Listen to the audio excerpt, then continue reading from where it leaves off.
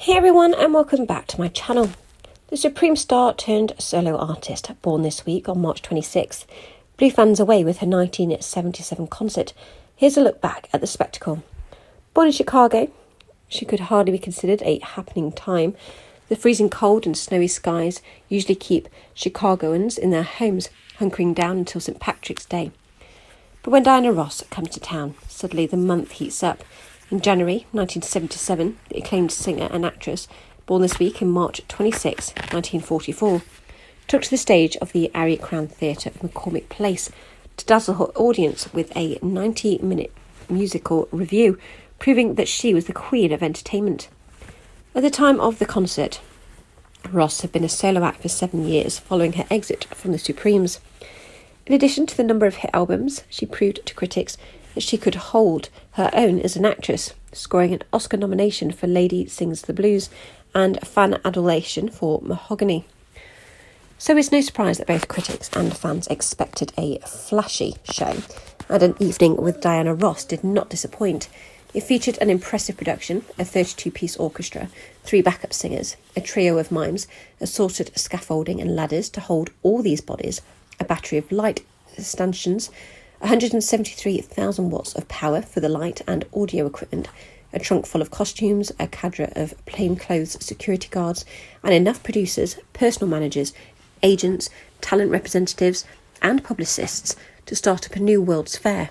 Chicago Daily News reviewer Richard Christensen wrote for the next day's paper. Ross stepped up on stage in a white sheath gown, flashed her pearly whites at the crowd, and sang "Here I Am." Christensen recorded. Moments later, a mime reached behind her and pulled out several yards of white stretch material tucked into her dress, unfurling it so that it fanned out like a motion picture film reel behind her.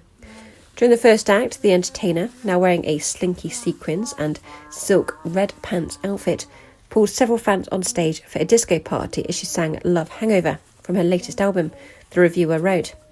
The fans apparently became a little too excited as Ross had to grab the microphone away from an aspiring amateur singer. But she managed to send everyone back to their seats with a few generous assurances.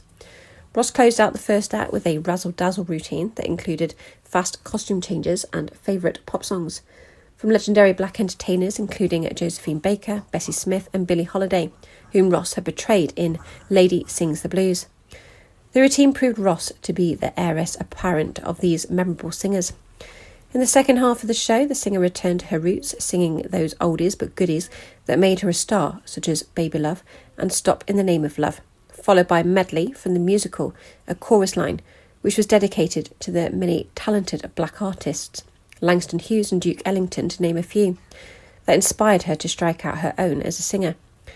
The concert closed out as Ross moved into the audience while her stern-faced security guards cautiously watched for any overly enthusiastic fans, shake hands with a few folks and invited them all to sing along and join hands for a final chorus of Reach Out and Touch. Christensen recounted. A standing ovation followed. Thanks for listening. Please like, comment and subscribe.